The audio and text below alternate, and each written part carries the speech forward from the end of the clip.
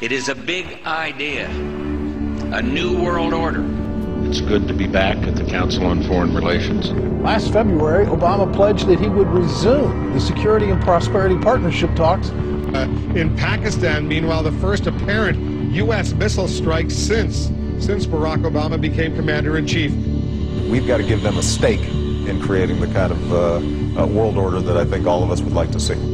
It is a global depression and one world currency. The bailout bubble, which is bigger than the dot-com bubble, bigger than the real estate bubble. The bailout bubble is $12.8 trillion. But what the government's going to do is it's going to turn this into an inflationary depression.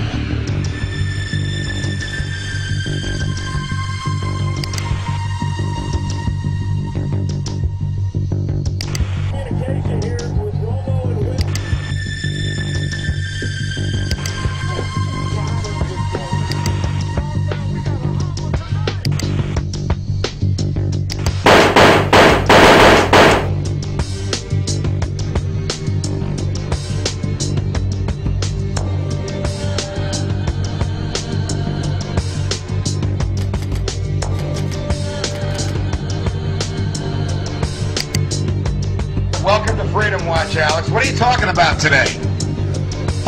Just how hundreds of mainstream news articles a week are saying there is a new world order, a global government. It will be run by the very banks that are collapsing society by design, and we will pay carbon taxes to them. Here is Time Magazine headline, New World Order, and they say a new bank of the world will rule the United States.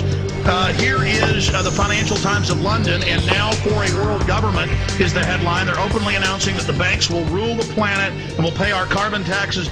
My first question is, several months after Obama stepped in as President of the United States, you make a documentary calling him a deceiver. Why? He said he wouldn't hire lobbyists. All he's done is hire high-powered lobbyists at every level of government. And he's handed the country over to the oligarchs, the international bankers, to loot the nation, according to Bloomberg Financial, of $9.7 trillion. He has lied about leaving Iraq. He said he would take the troops out immediately. Now he says 16 to 23 months, and he's going to keep them there. He's increased the troops by 30,000, doubling them in Afghanistan. He's bombing Pakistan. The fact is, and I might get booed for this, the fact is that on the ground, Obama is continuing some of the most belligerent, violent, and some would say unconstitutional policies of the Bush administration. Bagram is his Guantanamo. They're spending $60 million to expand the Bagram being in Afghanistan, the air base. Right. They're holding people without charge in contravention of international law.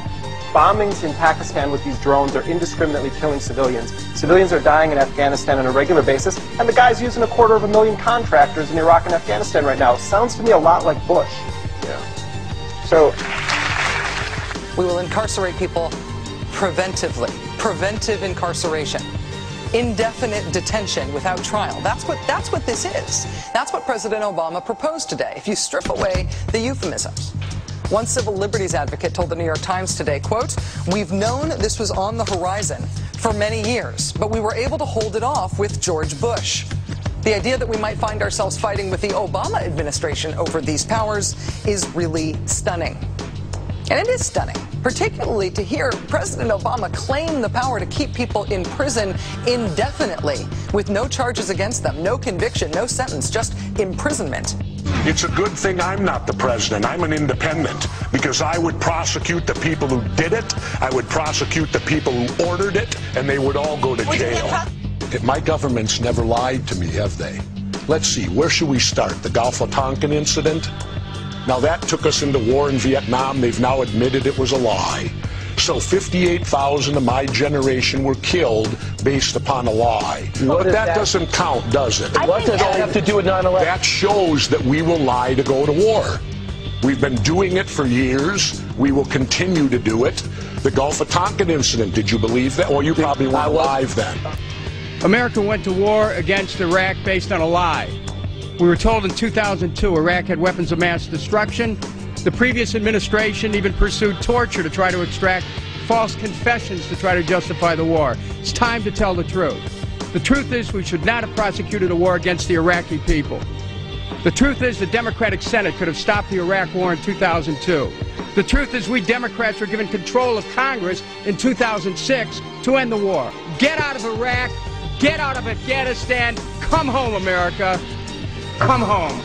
Federal Reserve is no more federal than Federal Express. But yet it has the power to determine the direction of use of money in our economy.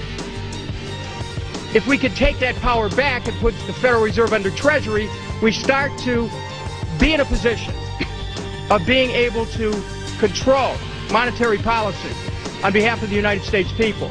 They're creating another bubble, the bailout bubble, which is bigger than the dot-com bubble, bigger than the real estate bubble. The bailout bubble is $12.8 trillion in the pipeline. The government is now being involved in businesses. It's a whole different game. There's nothing to inflate. So we're going to see the tax riots. We predicted them. So what's happening is the Federal Reserve, and by the way, the Federal Reserve is no more federal than Federal Express. It's a private company. What they're doing is these are the people that caused the problem are now being asked to fix it. It's an illusion.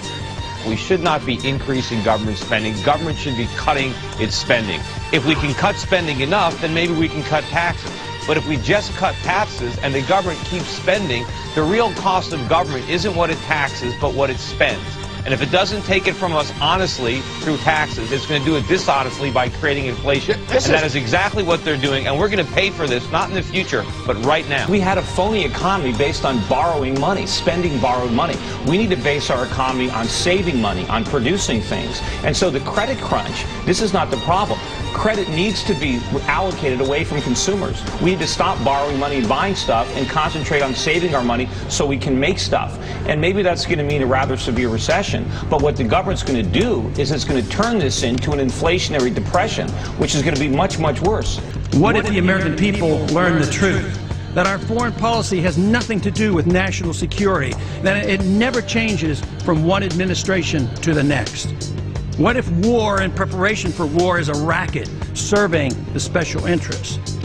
What if President Obama is completely wrong about Afghanistan and turns out worse than Iraq and Vietnam put together?